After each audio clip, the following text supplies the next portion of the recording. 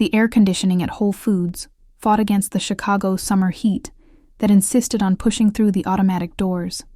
Emma held her basket with basic groceries, bread, almond milk, coffee, some fruit, while her thoughts wandered far from there, lost in memories she tried, without success, to leave behind. The checkout line moved slowly. A toddler cried a few positions ahead, his mother trying to calm him while unloading groceries onto the belt. Emma sighed, adjusting her purse strap on her shoulder. It was in that careless movement that the paper escaped from her jacket pocket, floating to the floor like a dry leaf in autumn. She didn't notice. Sophie was right behind, absent-mindedly observing the magazine covers on the nearby display.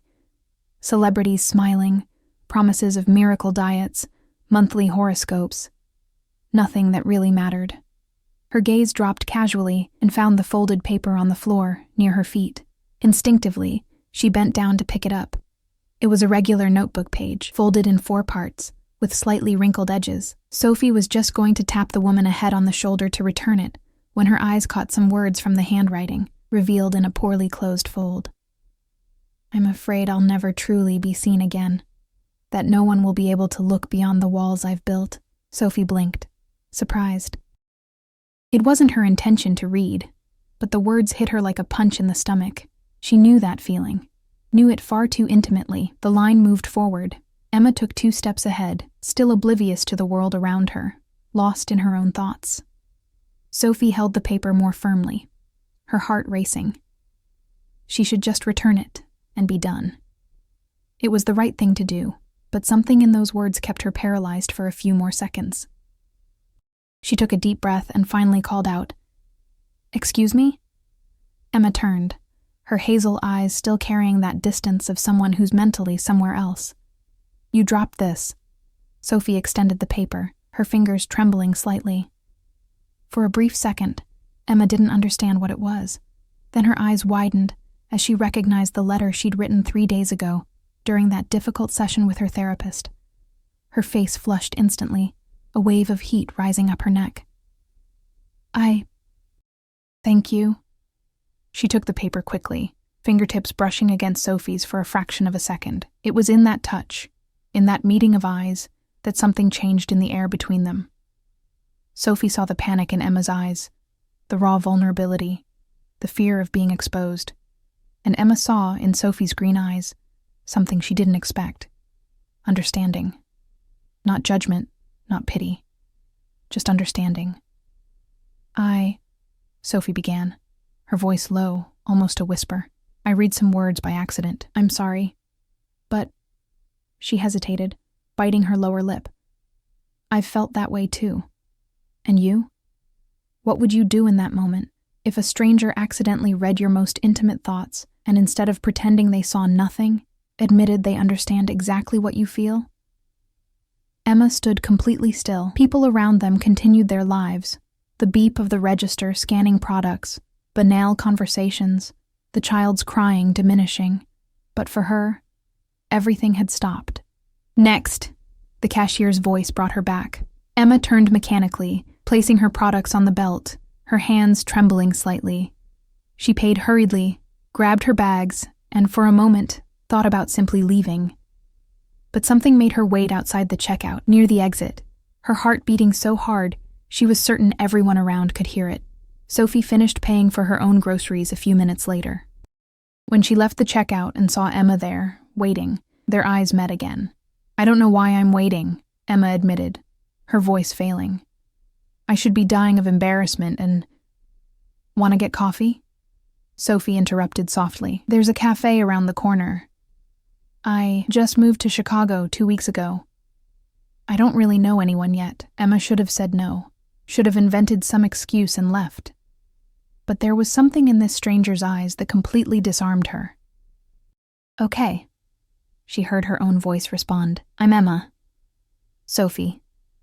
The other smiled for the first time, and Emma felt something move inside her chest, something she thought was completely dormant. They walked side by side to Corner Bakery, one of the oldest in the Lincoln Park neighborhood.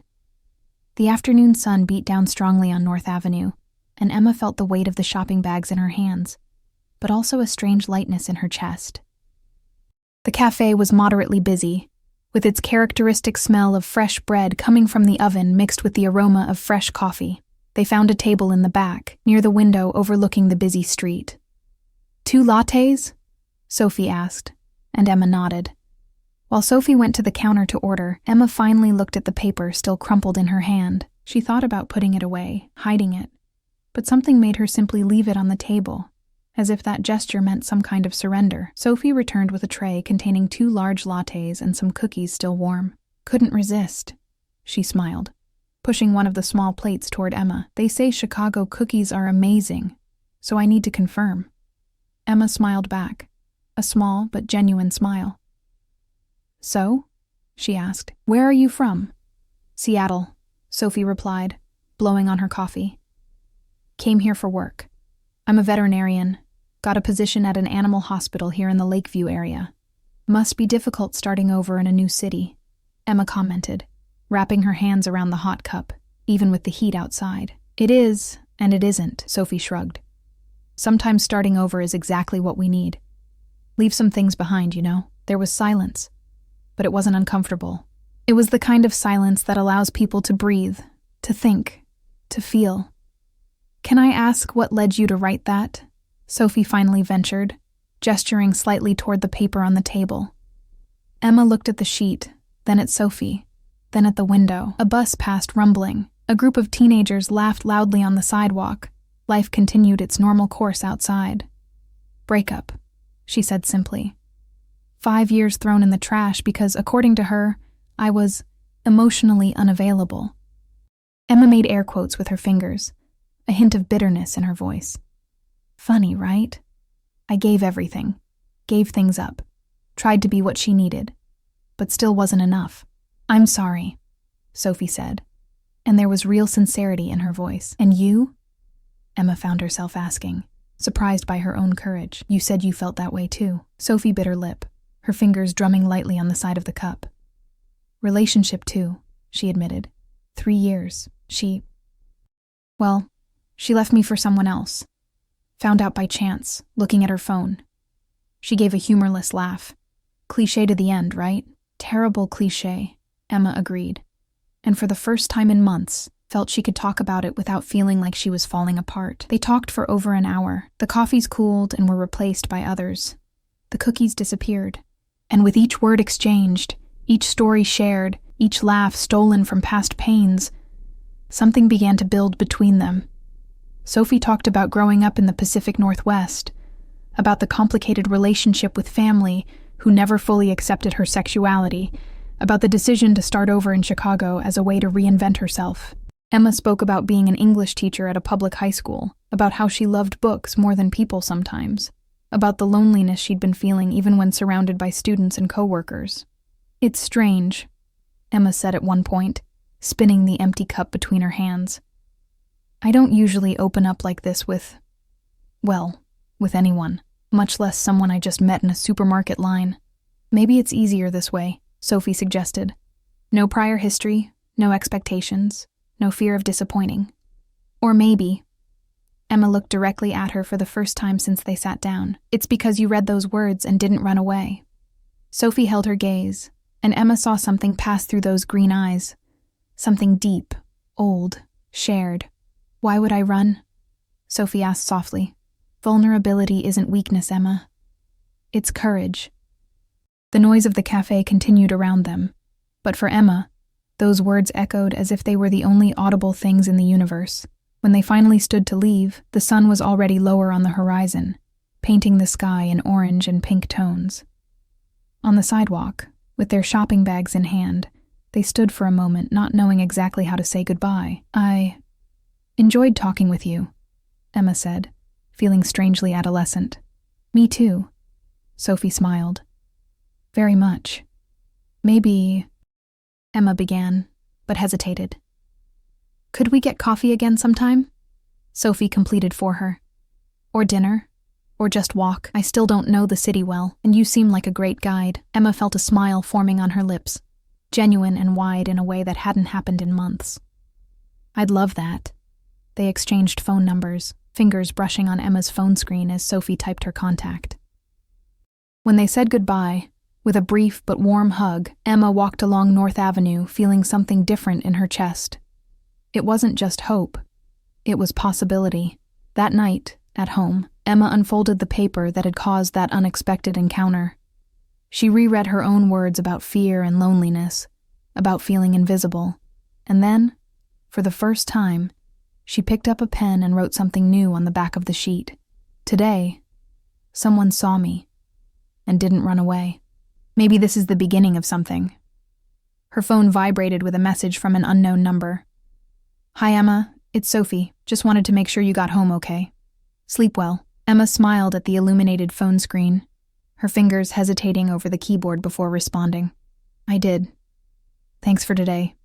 It was unexpected, in the best possible way." The response came almost immediately. "Sometimes the unexpected is exactly what we need. See you soon? See you soon?" And as Emma prepared for bed, putting away groceries, changing clothes, executing her usual nighttime routine, she felt that something fundamental had changed. The apartment seemed the same small living room, the same worn sofa, the same bookshelf full of books. But she felt different. For the first time in a long time, sleeping didn't seem like just an escape from the day. It felt like rest before something new. The days following the cafe meeting were strange for Emma. Not strange in a bad sense, but in the feeling of being constantly aware of her phone beside her, of the jump her heart made each time a notification arrived. Sophie wrote the next morning, a simple message. "Good morning. How's your Sunday going?" Emma, who was grading essays about Toni Morrison at the kitchen table, grabbed her phone with a speed that surprised her. "Good morning. Drowning in papers about Beloved. And you?" "On call at the animal hospital. Just helped save a golden retriever who ate chocolate. Owners in panic. Dog super chill. Ha ha ha." Emma found herself smiling at her phone screen. They exchanged messages throughout the day. Nothing deep. Just small fragments of their routines, random photos, silly jokes. It was light. It was easy. It was frighteningly natural. On Monday, Sophie sent, "Know any good places to walk? Need to get to know the city and I'm tired of just going from apartment to work." Emma thought for a moment before responding. "Lakefront Trail?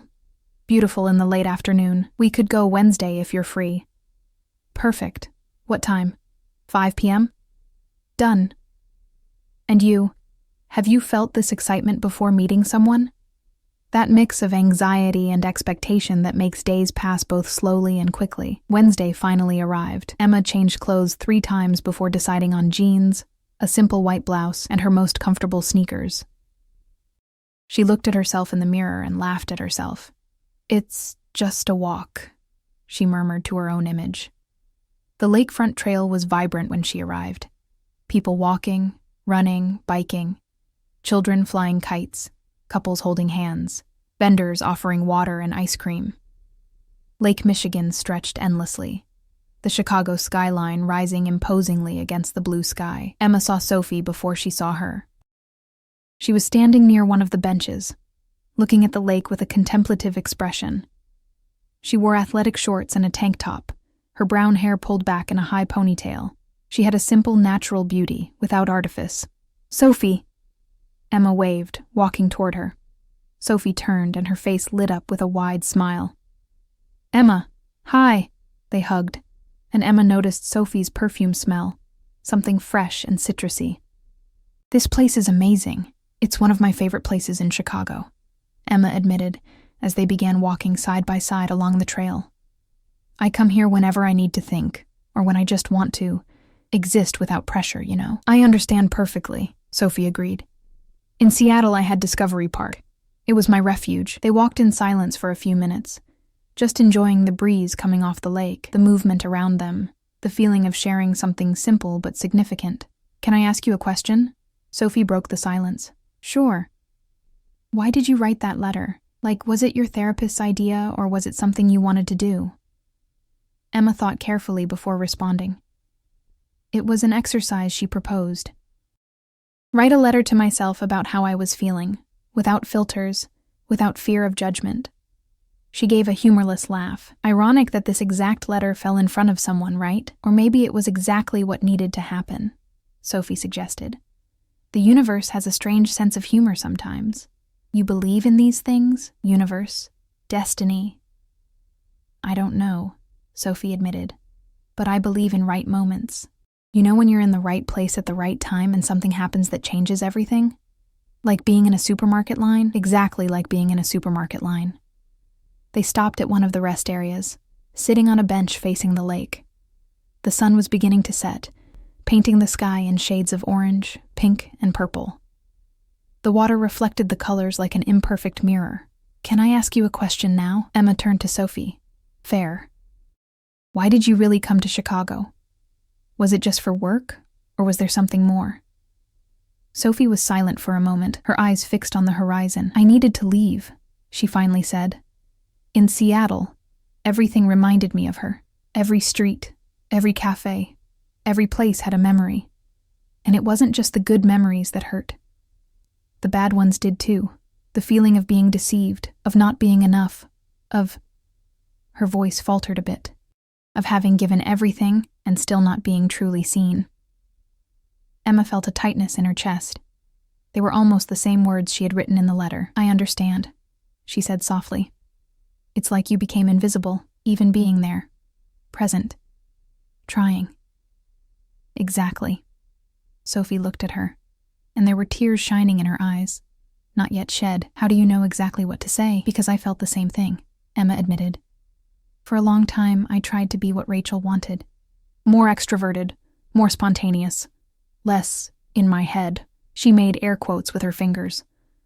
But the more I tried, the more I felt like I was losing pieces of myself, and in the end, it still wasn't enough. Sophie took Emma's hand, a simple gesture but one that sent a wave of warmth up Emma's arm. You know what I realized? Sophie said. That maybe the problem was never that we weren't enough. Maybe they just couldn't really see us. Emma looked at their intertwined hands, feeling the warmth of Sophie's palm against hers. That sounds very self-help book cliché. She tried to joke, but her voice came out hoarse. Sometimes clichés exist because they're true. Sophie squeezed her hand gently. They sat there as the sun finished setting, their hands still intertwined, in silence, but not alone. Around them, life continued. People passing, distant conversations, birds singing as they returned to their nests.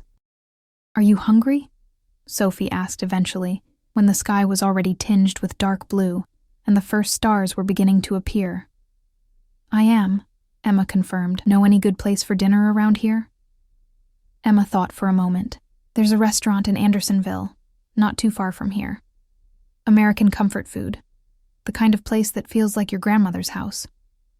Perfect, Sophie smiled. I love comfort food. They walked to where Emma had parked her car, talking about light things. Sophie sharing funny stories from the animal hospital, Emma sharing the adventures and misadventures of teaching teenagers. Nana's kitchen was exactly as Emma had described. Small, cozy, with checkered tablecloths and a wonderful smell coming from the kitchen. It was moderately full, the buzz of conversations creating a welcoming atmosphere. They sat at a corner table, and a middle-aged woman with a floral apron brought handwritten menus. First time here, ladies? She asked with a smile. First for her. Emma gestured to Sophie. She just moved to Chicago. Welcome then, the woman said warmly.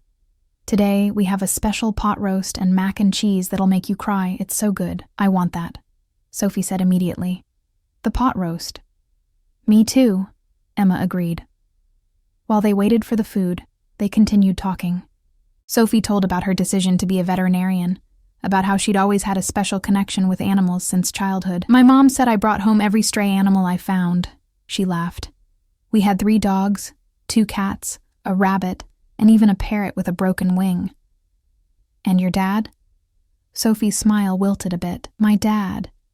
He never knew how to deal with me very well. Especially after I came out as a lesbian at 16. She fidgeted with the napkin on the table. He wasn't violent or anything, but it was like I disappeared to him. He looked through me, you know. Emma felt the pain in those words. I'm sorry. It's been a while, Sophie shrugged.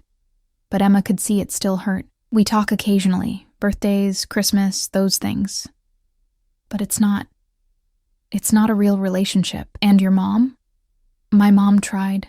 She really tried. Sophie smiled sadly, but she was always afraid of what others would think. So it was very much like, it's okay, but you don't need to talk about this to everyone, right? Which is another way of saying, I'm ashamed, Emma completed. Exactly.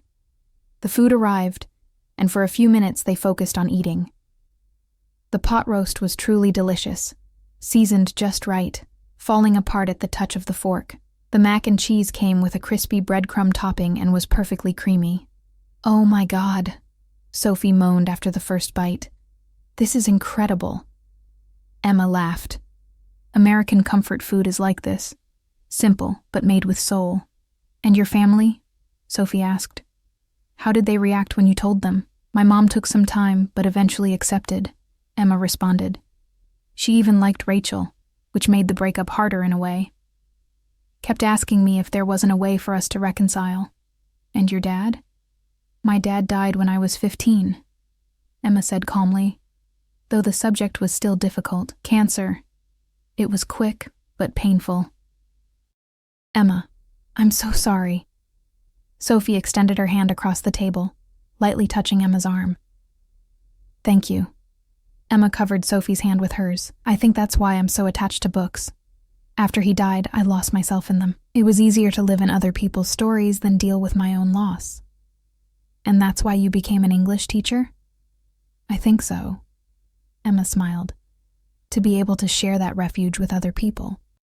Show my students that in books we can find answers, or at least company for our questions. Hey everyone, if you're enjoying this story, follow the channel and comment below what city you're listening from. I'd love to know where you're following Emma and Sophie's journey. They finished dinner talking about favorite books. Sophie confessed she wasn't a big reader, but loved stories.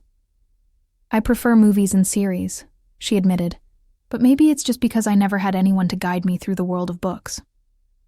That can be arranged, Emma said with a smile. Would you lend me some? Better than that.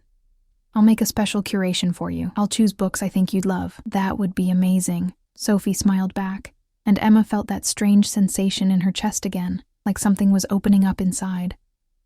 When they left the restaurant, the night was cool and starry. They walked slowly to Emma's car, neither seeming in a hurry to end the night. I really enjoyed today, Sophie said when they reached the car. Me too, Emma admitted. Very much. They stood facing each other, the yellowish light from the street lamp creating a circle of intimacy around them. Emma, Sophie began, her voice soft. I know we've only known each other for a few days, but I feel like I can be myself with you. No masks, no pretending. It's rare. I feel the same, Emma confessed, her heart beating faster. Can we keep doing this? Sophie asked. Seeing each other, talking, getting to know one another. I'd love that, Emma responded, and there was complete sincerity in her voice.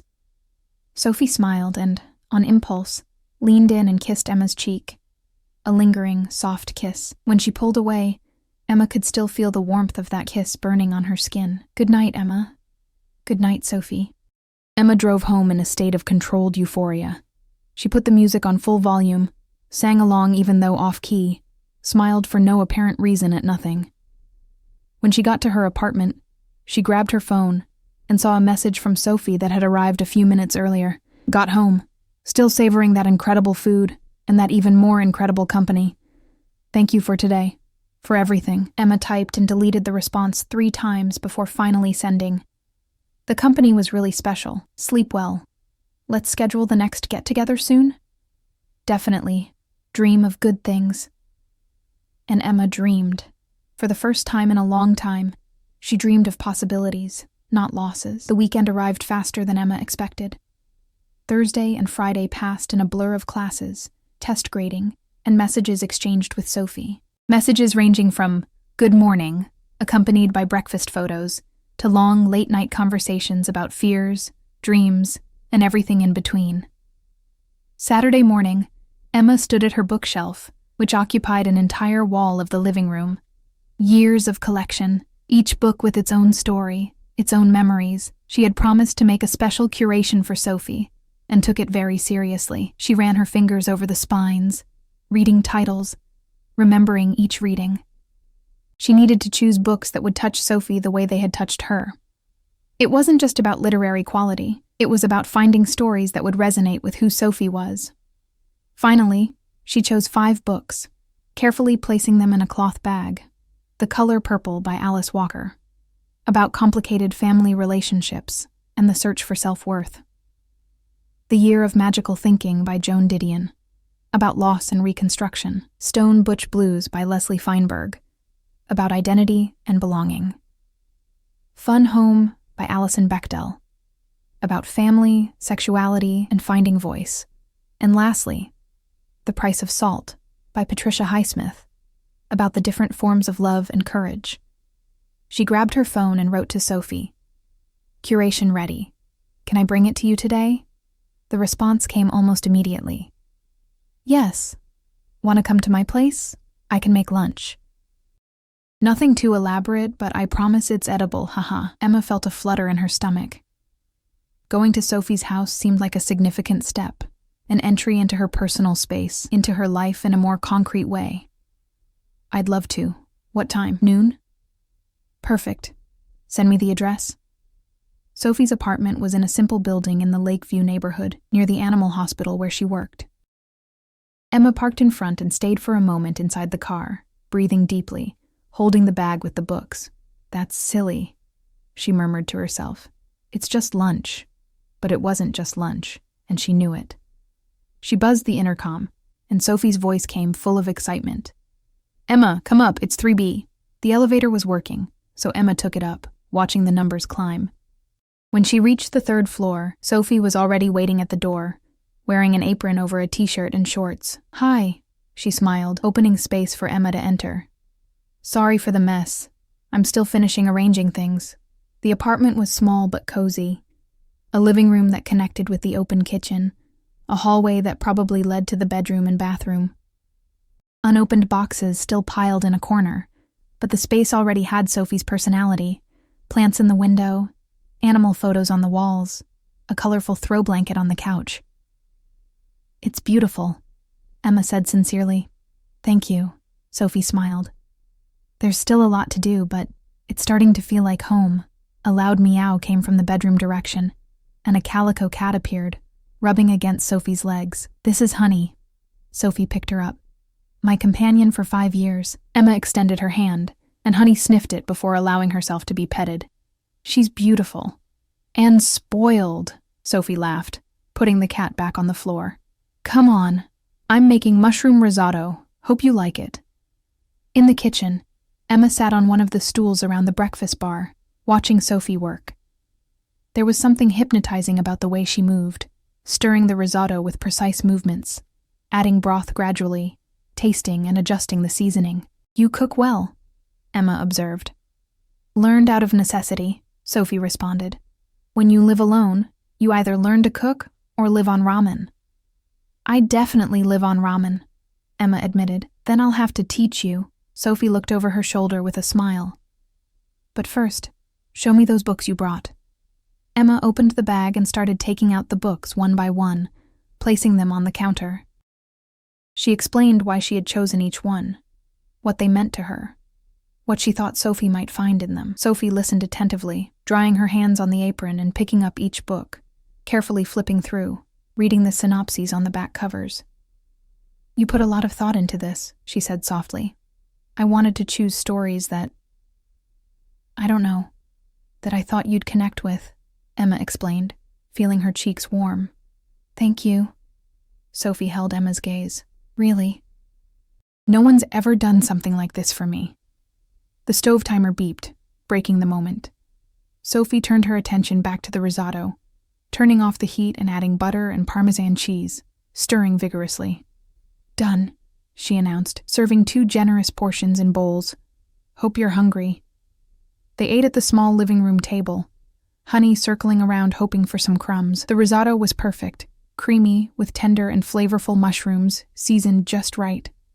"This is incredible," Emma said after the first bite. "I'm glad you liked it." Sophie smiled. "It was my grandmother's favorite dish. She taught me how to make it before she died." Were you two close? Very, Sophie nodded. She was the first person I told about, well, about being gay. I was 14 and scared to death. But you know what she said? What? She said, my dear, the heart knows what it wants. The only thing that matters is that you're happy and honest with yourself. Sophie smiled nostalgically. She was the one who gave me courage to tell my parents, even knowing they wouldn't react the same way. She sounds like she was a special person. She was, Sophie agreed. I wish you could have met her. I think she would have loved you. Why? Because you're real, Sophie said simply. You don't pretend to be what you're not. And my grandmother valued that above all. They finished eating, and Sophie made coffee, serving it in 2 large mugs as they settled on the living room couch. Honey jumped between them, curling into a ball of fur and purring loudly. Can I ask you something? Sophie said after a moment. Sure. What really ended your relationship with Rachel? Like, you said she thought you were emotionally unavailable, but I don't see that in you. Emma was silent, spinning the coffee mug between her hands. I think, she began slowly, choosing her words. I think she wanted a version of me that didn't exist. She wanted me to be more spontaneous, more adventurous, someone who'd drop everything to travel on impulse or go to parties every weekend. But I'm not like that. And you tried to be? I tried, Emma admitted. For a while I really tried, went to the parties she wanted, said yes to things that made me uncomfortable, pretended I was having fun when I just wanted to be home reading a book, but it's exhausting being someone you're not. And when you stop pretending, she started pulling away. Emma felt the old pain returning, started going out without me, making plans without including me. And when I confronted her, she said I was boring, that I didn't know how to have fun, that I was always in my head. She made air quotes with her fingers. As if liking to read and preferring deep conversations to superficial ones in crowded bars was some kind of defect. Sophie put her mug on the coffee table and turned completely to Emma. Emma, look at me, she asked gently. Emma obeyed, meeting Sophie's green eyes fixed on hers. There's nothing wrong with you, Sophie said firmly. You hear me? Nothing. You're introspective, deep, sensitive. Those are qualities, not defects. Rachel's the one who didn't know how to value that. The loss was hers, not yours. Emma felt tears burning in her eyes. It's just that it's hard not to internalize these things, you know? After months of hearing I wasn't enough, that I was too in my head, that I needed to change, it starts to seem true, but it's not. Sophie took Emma's hand, and I'm going to prove it to you. How? By being your friend, Sophie said. Or, she hesitated, biting her lip. Or more than a friend if you want. But without pressure, without expectation that you be someone you're not. Just you, exactly as you are. Emma's heart beat faster. Sophie, we barely know each other. It's been what? A week? I know, Sophie admitted. And I know this seems crazy, but I don't know, Emma. I feel like I've known you much longer, like we're just reconnecting, not meeting for the first time. Emma knew she should be cautious, should take it slow, protect her still wounded heart. But there was something about Sophie that made her want to be brave. I feel the same, she confessed. And it scares me. Scares me too, Sophie admitted. But my whole life I've lived with fear.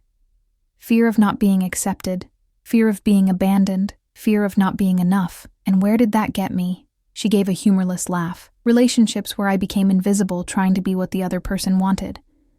So what are you proposing? That we be honest, Sophie said. Completely honest. About what we feel, about what we want, about our fears. No games, no pretending, just truth. Emma looked at Sophie, at her green eyes full of hope and fear in equal measure, at her hands still holding hers, at the raw vulnerability on her face, and made a decision. Then I'll be honest, she said, her voice barely above a whisper. I like you, Sophie, more than I should like someone I met a week ago in a supermarket line. And it terrifies me because I don't want to get hurt again. But also, I also don't want to miss the possibility of something real because of fear. I don't want to either. Sophie moved a little closer. And I like you too. Very much. They stayed like that. Close. The space between them charged with possibility. Emma could count the freckles on Sophie's nose, see the small golden flecks in her green eyes, feel the warmth of her breath. Can we go slow? Emma asked. We can go at whatever pace you want, Sophie promised, but can we go together? Together, Sophie agreed, and smiled. I like that. Honey meowed loudly, breaking the moment, and both laughed. Sophie got up to get water for the cat, and Emma took the opportunity to breathe deeply, try to calm her racing heart. They spent the rest of the afternoon talking, laughing, discovering more about each other. Sophie showed old photos from Seattle, of her family, of her pets over the years. Emma talked about her students, about the joys and frustrations of teaching literature to teenagers who spent more time on their phones than paying attention. When the sun began to set, Emma realized she needed to go. I still have papers to grade, she said reluctantly. I know. Sophie walked her to the door. But can I see you again tomorrow? Tomorrow's Sunday, Emma pointed out. So? Sophie smiled. Doesn't need to be anything elaborate. We can just be together. Watch a movie, cook something, or just talk. I'd love that, Emma said sincerely. At the door, Sophie hugged her, a long, tight hug that made Emma never want to leave. Thank you for the books, Sophie whispered in her ear. And thank you for giving this a chance, for us. Thank you, Emma responded, pulling away just enough to look into Sophie's eyes. For making me want to be brave again. And there, at the door of apartment 3B, with the hallway light creating soft shadows around them, Emma leaned in and kissed Sophie. It was a soft kiss, hesitant, testing boundaries. Sophie's lips were soft, her taste sweetened by lingering coffee. It lasted only a few seconds, but was enough to make Emma's world reorganize around that moment. When they separated, both were smiling, cheeks flushed, hearts beating fast. See you tomorrow, Emma said. See you tomorrow, Sophie repeated, and Emma could hear the smile in her voice. On the way home, Emma drove with the windows open, the wind messing up her hair, a silly smile on her face. She grabbed her phone at the first red light and sent a message. Got home safe. Missing you already. The response came before the light even turned green. Me too. And that kiss was perfect. Emma put away her phone, her heart so light she was certain she could fly. Sunday dawned cloudy, the kind of day that promises rain, but still hesitates to deliver. Emma woke early, despite having slept late, her body full of that nervous energy of someone about to do something significant. She had arranged to go to Sophie's house at 2 p.m. It was only 9 a.m, but she was already up, choosing clothes, changing her mind, choosing others. She finally gave up and went to have coffee, deciding she'd worry about it later. Her phone vibrated. Sophie. Good morning, sleep well? Good morning.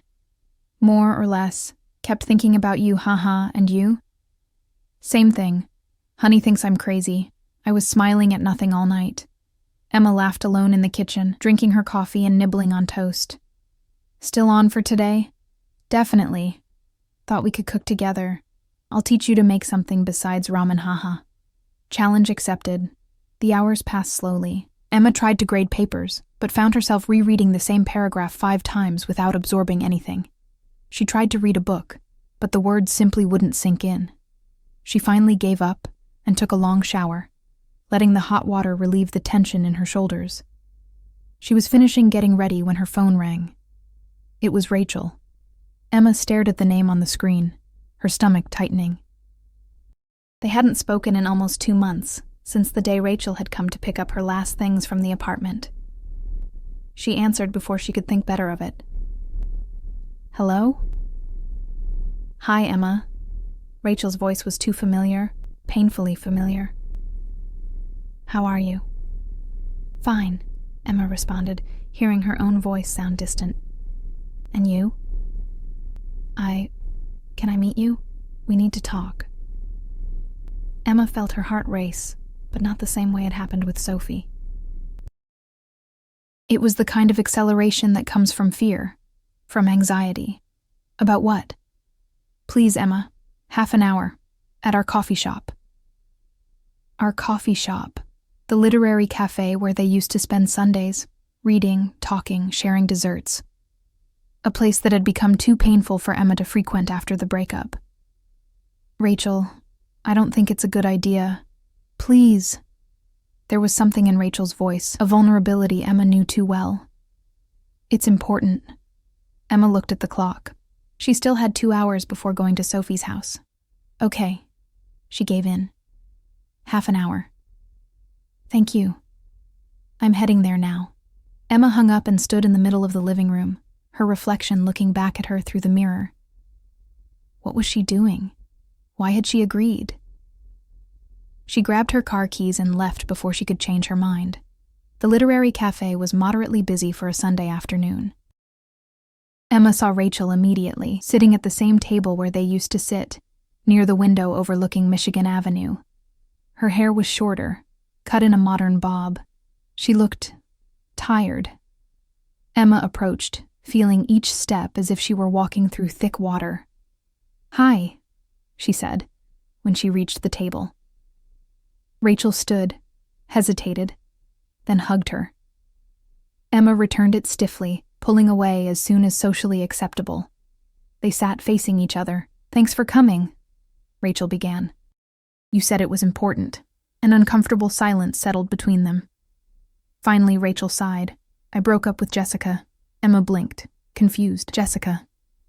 The woman for whom Rachel had left her things in the apartment in such a hurry. The reason everything had ended so abruptly. "Okay," she said, not knowing what else to say. "It didn't work out," Rachel continued, nervously fidgeting with the sugar packet. "Actually, it was a complete disaster. I realized I made a huge mistake." Emma felt a tightness in her chest. She knew where this conversation was going and didn't want to be there. "Rachel." "Let me finish," Rachel interrupted her. "Please." She took a deep breath. "I was an idiot, Emma. I let go of the best thing that ever happened to me. Because I was, bored, wanting excitement. It was so stupid. Jessica wasn't anything I imagined. She was superficial, self-centered, only wanted to go out and post photos. And I realized what I had with you. That was real." Emma listened in silence, a mixture of emotions swirling inside her. "I'm sorry," Rachel continued, and there were tears in her eyes now. "I'm sorry for everything I said. For all the times I made you feel inadequate. You were never the problem, Emma. I just didn't know how to value what I had." "Why are you telling me this?" Emma asked, her voice low. "Because I want to ask for a chance." Rachel extended her hand across the table, trying to take Emma's, but Emma pulled it back. "I want us to try again, the right way this time. I promise that—" "No," Emma interrupted her. Rachel stopped mid-sentence, surprised. "What?" "No," Emma repeated, more firmly this time. "I'm not getting back together with you, Rachel." "But, Emma, you haven't even thought about it." "I don't need to think." Emma felt a clarity emerging inside her, a certainty she hadn't experienced in a long time. "You're right. You made a mistake. But it wasn't just breaking up with me for Jessica. It was all the time before that, when you made me feel I wasn't enough, that I needed to change who I was to make you happy. I didn't mean to. But you did." Emma interrupted her again. "And you know what's worse? I believed it. I internalized all of that, spent months feeling broken, thinking there was something fundamentally wrong with me. Emma, I'm sorry." "I know you're sorry," Emma said. And there was kindness in her voice now, not anger. "But being sorry doesn't change what happened. And it doesn't change the fact that I deserve someone who sees me for real, who likes me exactly as I am. I can be that person," Rachel insisted, tears running down her face now. "I learned, Emma. I changed."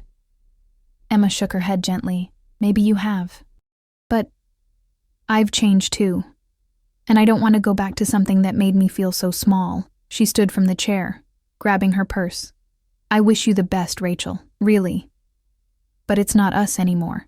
There's someone else, isn't there? Rachel asked, her voice a mix of hurt and anger. That's why you're so different. Emma stopped, considering the question. Was there someone else? Sophie was... what exactly?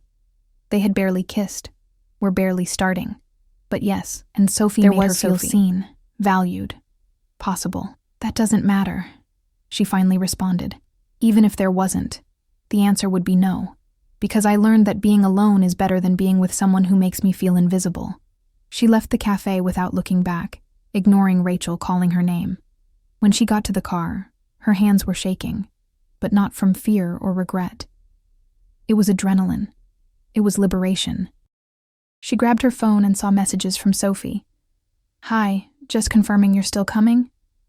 Emma, is everything okay?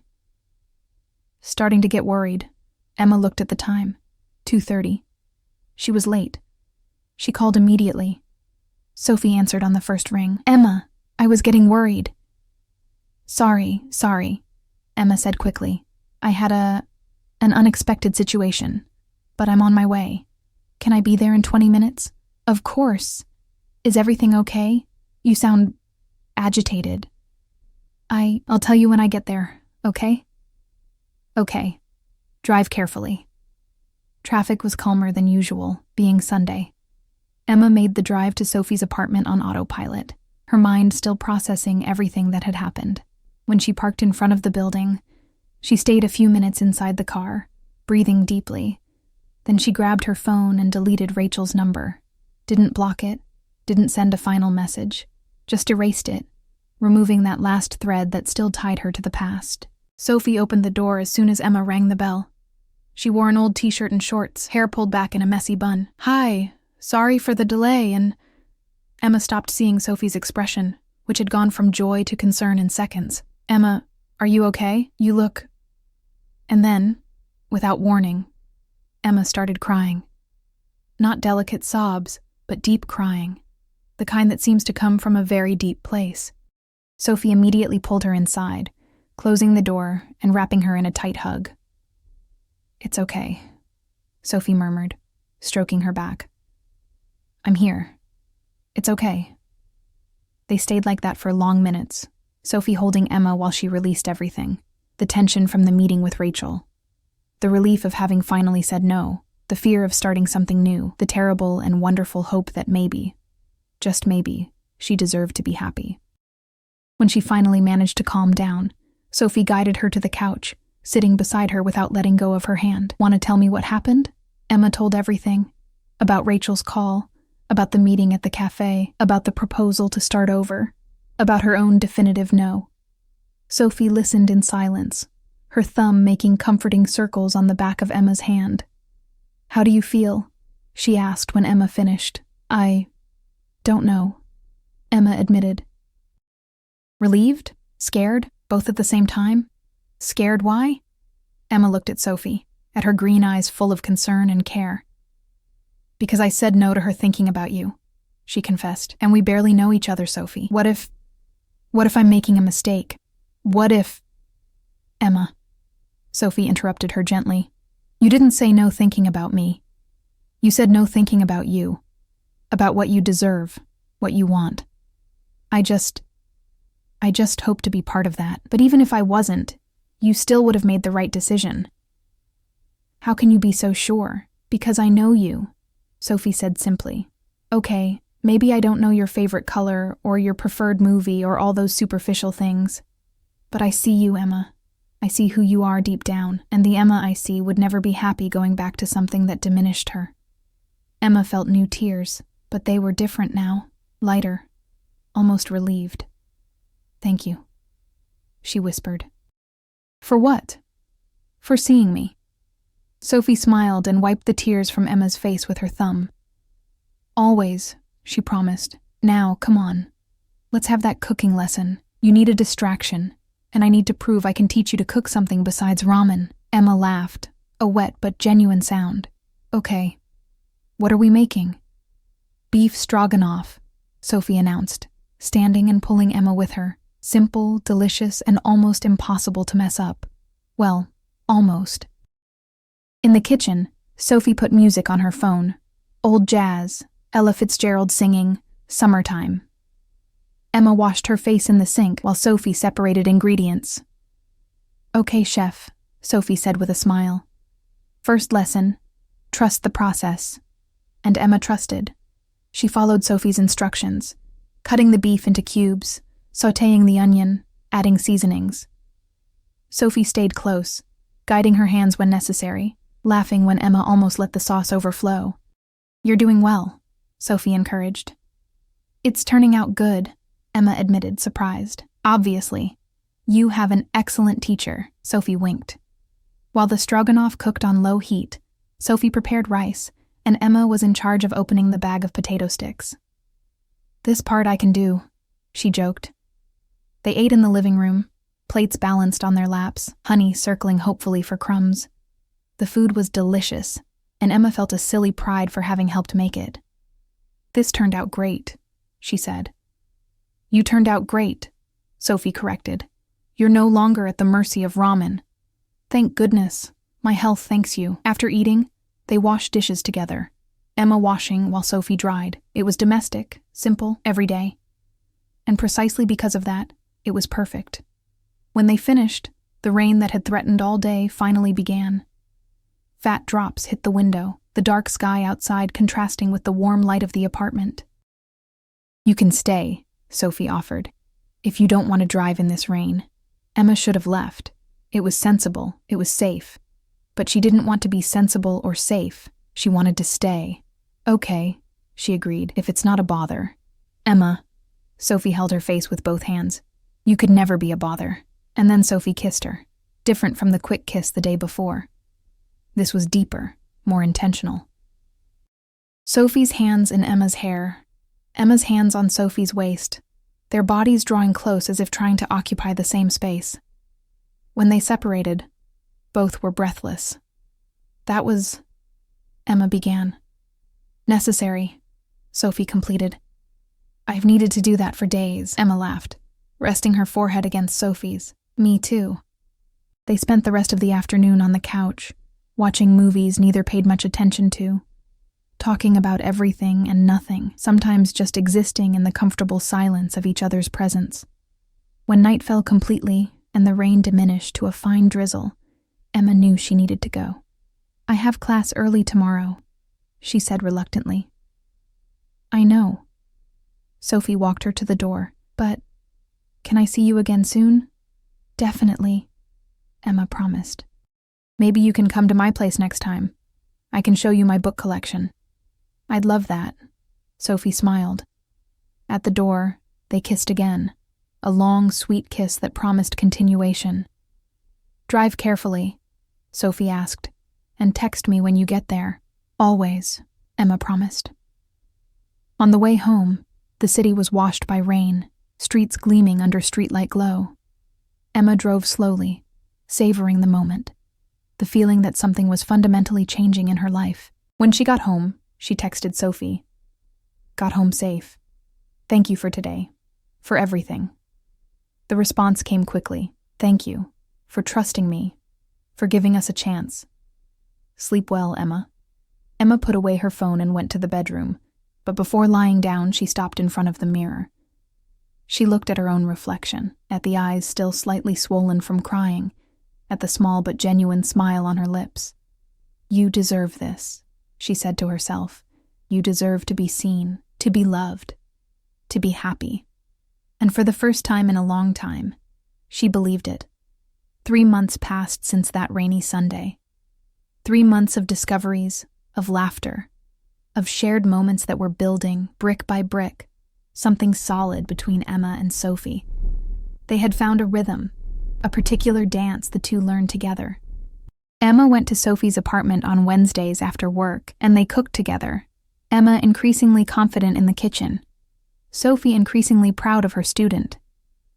Sophie spent Sundays at Emma's house, where they nestled among books and blankets, Sophie reading the works Emma recommended while Emma graded papers. It wasn't perfect. There were moments of insecurity, of old fears surfacing. Emma had days when she closed off, when Rachel's voice echoed in her head saying she was too much or not enough. Sophie had nights when she woke startled, afraid everything would disappear, that Emma would realize she could have someone better.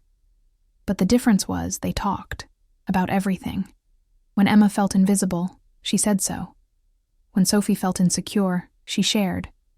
And together, word by word, honesty by honesty, they built something different from everything they had lived before. April arrived, bringing a gentle autumn to Chicago. Afternoons became cooler, nights longer. And it was on one of those afternoons, on a lazy Saturday, that everything changed again. Emma had invited Sophie to an event at school, a literature night where her students would present projects about American authors. It was important to her, and she wanted Sophie there. "Are you sure?" Sophie had asked when Emma invited her. "Isn't it too early for me to meet your work world?" "I'm sure," Emma responded. "You're part of my life now, and I want you to know this part of me." So there they were, in the auditorium of Lincoln Park High School, sitting in the back row while nervous teenagers presented their projects. Emma held Sophie's hand under the table, their fingers intertwined. One of her favorite students, Marcus, was presenting about James Baldwin. "Giovanni's Room," he said, his voice gaining confidence, "is more than a book. It's a testament. It's the voice of those who shouldn't have a voice. And Baldwin teaches us that existing is already resisting." Emma felt her eyes well up with pride. She looked at Sophie and saw she was moved too. "You changed his life," Sophie whispered. "I just gave him the book," Emma responded. "No," Sophie squeezed her hand. "You showed him that voices matter, that stories matter. That's more than giving a book, Emma. It's giving hope." After the presentations, there was a small reception in the school courtyard. Emma introduced Sophie to her teacher colleagues, to some parents, to the principal. And with each introduction, she said, "This is Sophie, my girlfriend." My girlfriend. The words came out naturally now, without fear, without hesitation. On the way home, they stopped at the same supermarket where it all began. They needed some things for dinner, and there was a poetic symmetry in being back there. "Funny, right?" Sophie commented as they pushed the cart through the aisles. "It all started here. A dropped paper," Emma smiled. "Who would have thought? Do you still have that letter?" "I do," Emma admitted. "Keep it in my nightstand drawer. Sometimes I read it, to remember where I came from, how much I've changed." "Have you really changed?" Sophie picked up a box of pasta from the shelf. "Or did you just find yourself again?" Emma thought about this as they walked to the checkout line. "I think a bit of both," she eventually said. "I found myself again, but I also left some things behind. Fears, insecurities, the need to be small to fit in spaces others created for me. The line was long. A child was crying a few positions ahead, exactly like that day." Emma and Sophie looked at each other and laughed. "Déjà vu," Sophie joked. "At least today there's no paper to drop," Emma teased Sophie playfully. "Thank goodness," Sophie responded, "because if there was, I wouldn't know how to top that first meeting." When it was their turn at the register, the same cashier from months ago, a middle-aged woman with cat-eye glasses, looked at them and smiled. "You two again," she said. "I've seen you here a few times. It's good to see a happy couple." Emma and Sophie exchanged a surprised look. They didn't even know anyone had noticed. "Thank you," Emma said, feeling her cheeks warm. "My daughter is a lesbian too," the woman continued as she scanned the products. "Married for 5 years. It was difficult at first, I won't lie. But seeing her happy, that's all that matters, right?" "It's everything," Sophie agreed, her voice hoarse. They left the supermarket with bags in hand and something lighter in their chests. Small moments of acceptance, of normalcy, of being seen without judgment. They mattered.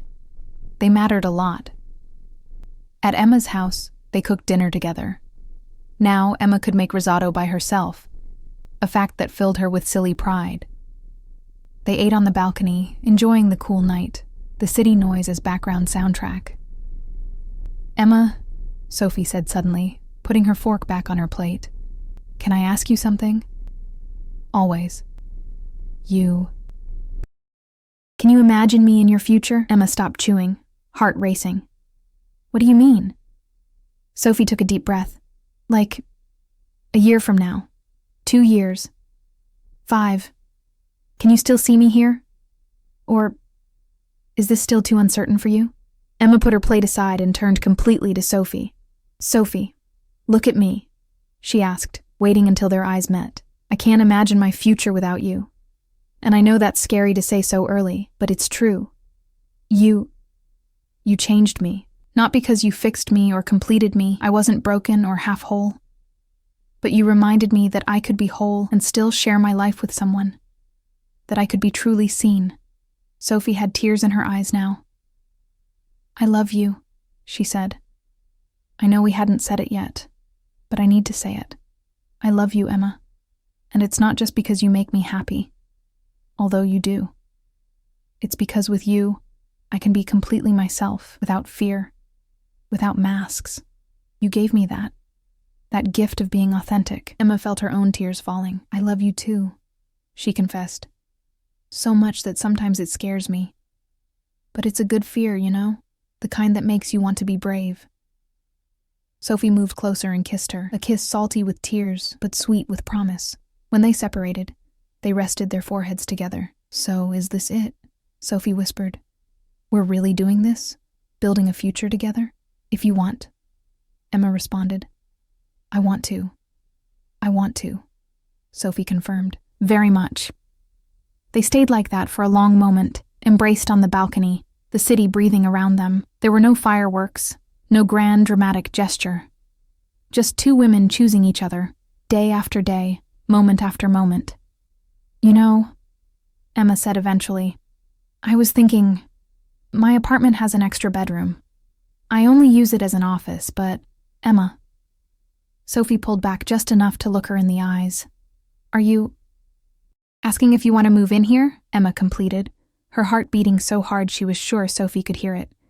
Yes, that's what I'm asking. And honey? Honey is welcome, Emma smiled. Always has been. Sophie laughed, a sound of pure joy. Then yes, I want to live with you. They kissed again, more deeply this time, sealing the promise, the decision, the future. In the months that followed, Sophie gradually brought her things. First clothes, then books, the ones Emma had lent and others she collected. Then plants, photos, pieces of her life that intertwined with Emma's life, until you couldn't tell where one ended and the other began. They transformed the office into a shared space. Emma's bookshelves on one side, Sophie's desk with her veterinary things on the other. Honey reigned supreme throughout the apartment, finding the best spots to sleep in the sun. It wasn't always easy.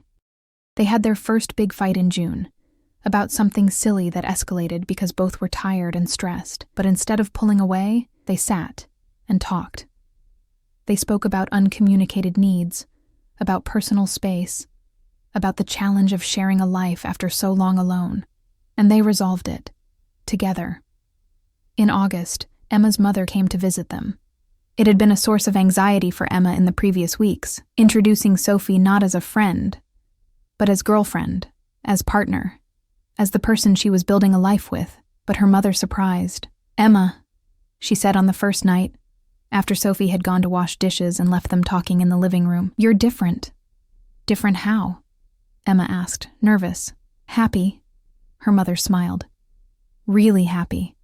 And that's all I ever wanted for you. September brought spring, and with it, Sophie's birthday.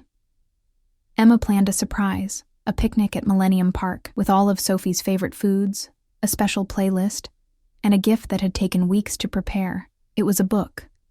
Not a bought book, but one Emma had made by hand.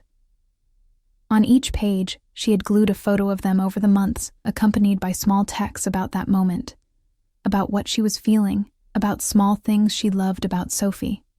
The last page said simply, "For all the moments we'll still live together. I love you today and always." Sophie cried.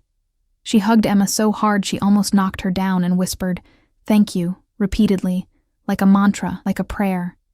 And you, who have accompanied us this far, can you feel it? Can you feel how love doesn't need to be dramatic to be profound? How it can be built from small moments, from daily choices to see and be seen. October arrived, bringing Emma's birthday. Sophie prepared a surprise, too. Took Emma back to the supermarket where it all began, exactly at the same time of day, and there, in the checkout line, handed her a folded paper. Emma opened it with trembling hands. It was a letter, but not a letter of fear or loneliness like the one that had fallen months ago. This was different. Emma. Almost a year ago, a paper fell on a supermarket floor, but it wasn't the paper that fell. It was the walls we had built around our hearts. You taught me that vulnerability isn't weakness, that being truly seen is scary but worth it, that love isn't about being perfect, but about being real. I can't promise I'll be perfect. I'll have bad days. I'll irritate you. I'll forget to replace the toilet paper even though you remind me 1,000 times. But I can promise I'll see you, always. In all your moments, the good, the bad, the confused. I'll see you and I'll choose you every day, for the rest of the life you'll let me. I love you, Sophie P.S. By the way, will you marry me? Emma looked up from the letter, tears already running down her face.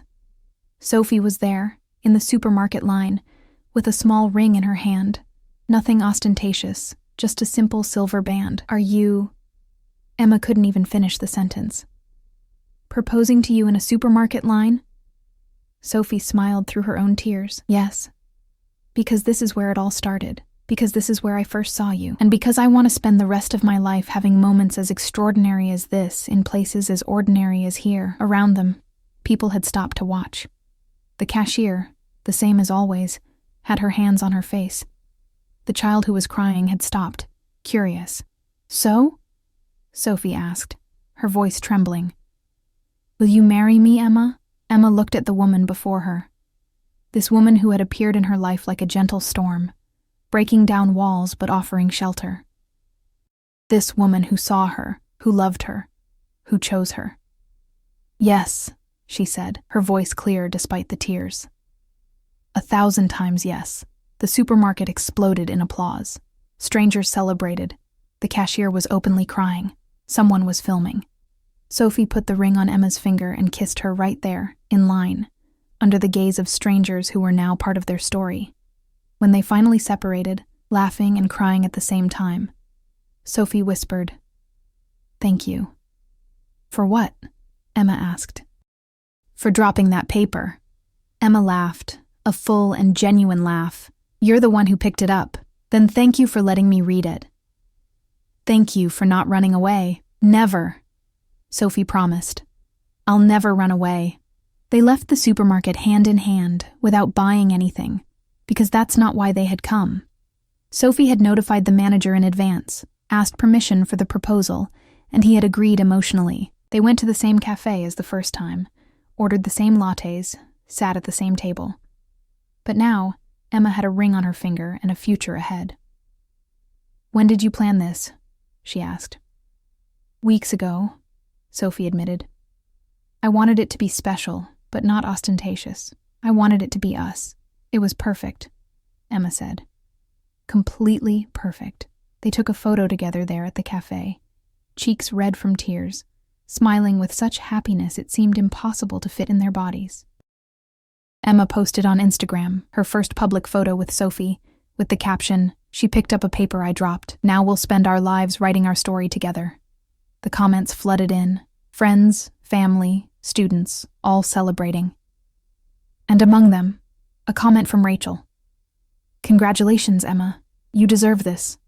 Emma looked at the message for a long moment, then simply responded, Thank you. And you do too. Because that was the truth. Rachel deserved happiness, even if not with Emma. Everyone did.